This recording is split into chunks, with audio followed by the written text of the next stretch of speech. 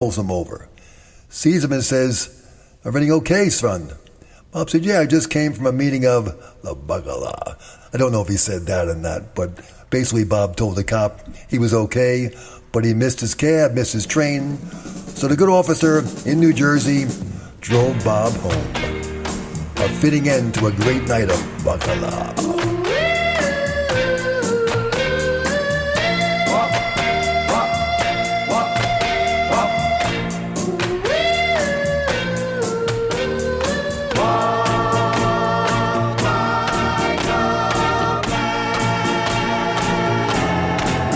Over the years, Bob and I would keep in touch, more through a career that intertwined.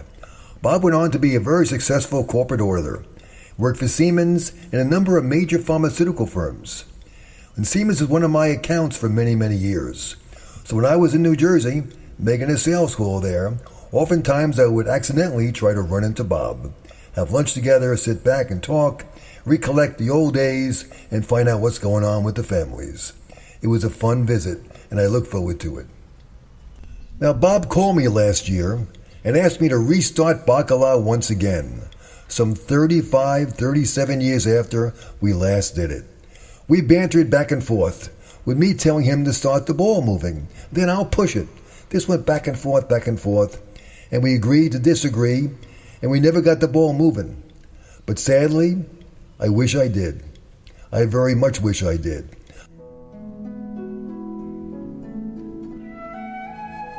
Sadly, Bob passed away recently, and in my mind, I believe when he left us to go to a better place, he was carried up there by the four horsemen of Notre Dame. See, Bob had a great love for Notre Dame, and while he didn't go there, he was always there in spirit.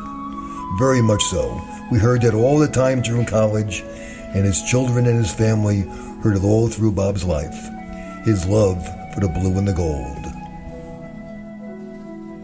But far more important for Bob than his great love for Notre Dame is his love for his family, his wife Maura, his daughters Christine and Erin, and his 4 grandchildren and 2 son-in-laws.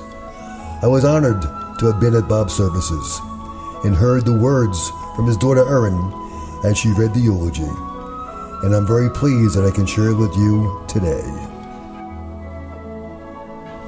I could stand here today and tell you about my father's life, how he was born and raised in Queens Village by Tom and Ginny, grew up with his sisters Patty and Barbara and his brother Timmy, went to Holy Cross High School, Marist College, and St. John's University, met and married Maura, had 2 daughters, and was blessed with 4 grandchildren that made him pops. But instead I thought I would share with you the 3 most important values my father taught us, that is love, family, and the Fighting Irish. Love is a feeling most people know the moment they are born, but love comes in many forms and is seen in many different traits. I know my father loved us. He would walk on water for us, would give us the last $20 in his wallet, bail us out of any crisis. But what I really learned, and I'll never forget, is the day he told me that all that really matters to him is that his girls are happy and loved by another man. Not the same way your father loves you, but another man who will look out for you when your father is no longer able to.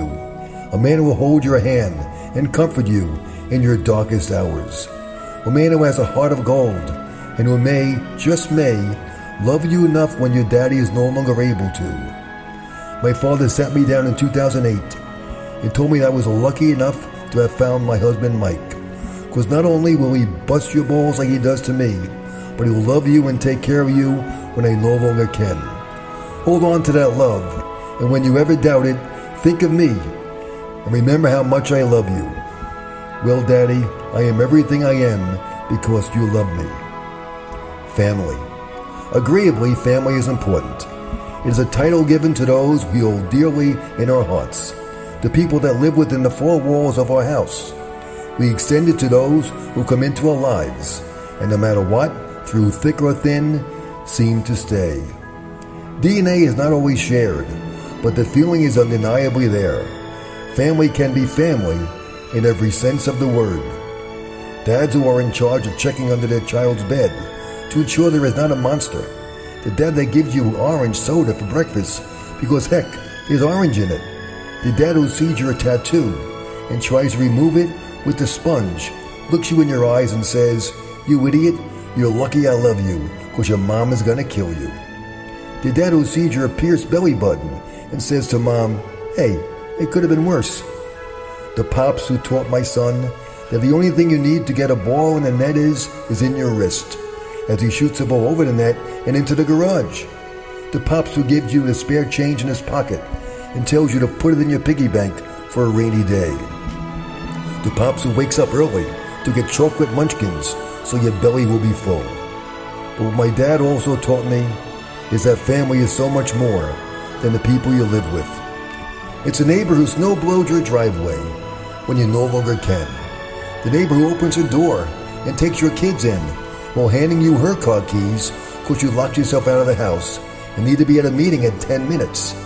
The best friend who drives over an hour or 4 to hold your hand, share a beer or a vodka, and remember the good old Baba-Lo, the multiple friends that stand by your side when life throws you a curveball and takes you places you never thought you'd go. The co-workers who have seen you cry more times than they should have, but always offer words of encouragement and food to fill your belly. Your extended family who have helped you carry this heavy burden for months and remind you how well you're doing. Family can be the coach or mentor in your corner who has put you to do your best since day one and has never ever gave in to doubt nor ever gave up on you. There's laughter and tears. There's history and memories. Family is love, and my father's family extends to all of you. My dad taught us to cheer. Cheer from the sidelines. Cheer on the field. Cheer for yourself, your team, and your opponent. Wake up the echoes. Let people hear your voice. You have something to say? Say it. Shake down the thunder. Whatever you do in life, give it your all. Don't do it half-ass. You have to work hard to gain respect, and respect will get you far in life. You can win overall, no matter the challenge you face. If you face it with strength, courage, and adversity, you will come out winning. And lastly, no matter where life takes you, the road you travel, and those you choose not to, when life knocks you down in your gut and sends you tumbling down a flight of stairs, he told me to get you back up. Keep moving forward. Don't look back. Don't have regrets. Create your act two, and keep marching onward toward victory. One of my fondest memories with my dad was driving in a car one day for his weekend newspaper and coffee. And I said, "Dad, you know I don't love football. You have Christine for that, who traveled numerous times to South Bend with you. But I do love to sing, so teach me the Notre Dame fight song." And he did. In that car ride, I learned a song near and dear to his heart, and in our own way we bonded over one of his greatest passions in life, the Fighting Irish. So please pull out your cheat sheet and help me sing along a song near and dear to my father's heart, the fight song. Rally sons of Notre Dame, sing her glory and sound her fame, raise her golden blue and cheer with voices true, rah-rah, for Notre Dame. Rah-rah, we will fight in every game, strong of heart and true to her name. We will never forget her and we'll cheer her ever loyal to Notre Dame. Cheer, cheer for old Notre Dame, wake up the echoes cheering her name. Send the volley cheer on high, shake down the thunder from the sky. Thunder, what though the odds be great or small, old Notre Dame will win over all, while her loyal sons are marching onward to victory. Aaron went on to say, our last lucid conversation was actually about the NCAA basketball tournament. I had driven over to see him during my lunch break and get his bracket filled out. He told me to ask Mom for the $5 because he didn't have his wallet on him. I looked at him and said, "Dad, this one's on me." Kind of fitting for a man who was such a sport nut. If we only could have filled it out over a glass of Chardonnay. Well, Dad, this one's for you. And the family toasted their Bob. And Aaron said, "If you all please join me in my final toast. May the road rise up to meet you. May the wind be always at your back. May the sun shine warm upon your face, And until we meet again, may the Lord hold you in the palm of his hand. Cheers to Bob, the millionth man, my hero, my dad. Like a branch on a tree, I keep reaching to be free. Moving on, moving on. 'Cause there's a place in the sun, and before my life is done, I've gotta find me a place in the sun. I'll miss my good friend Bob. I'll miss the phone calls when I always tried my best to disguise my voice. And you always said, I know that's you, Ron. Rest in peace, my good friend Bull. And my condolences to your wife, Maura, your Erin and your Christine, and your entire family, your grandchildren, your son-in-laws, your brother, your sister, and your whole family.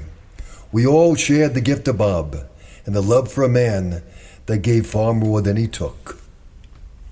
Oh, I've been so lucky and I've been so blessed. In spite of my failings, I've found success.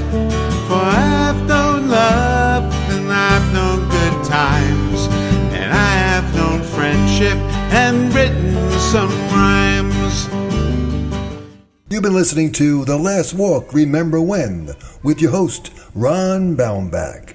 And today's been a tribute to a great friend of mine who's in a better place, my friend Bob Kelly.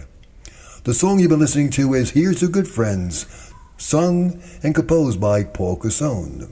In addition, I want to thank my good friend Mike, my college roommate, and a friend of Bob from way back when, for his help in putting the show together, and the songs that Bob liked from years ago: the Young Rascals, the Beach Boys, the Beatles, the Notre Dame Glee Club, the gang that couldn't shoot straight, the movie that got our baccarat started, Janie Americans, and the Beau Brummel.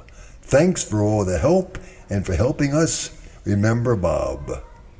The book, The Last Walk on a Block, is available on Amazon.com and BarnesandNoble.com. It's in Nook, print, and Kindle version. Until next time, all the best. Have a great week, and remember when.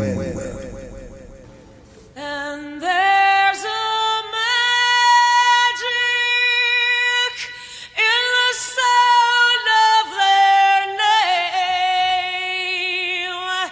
Here come the Irish of Notre Dame.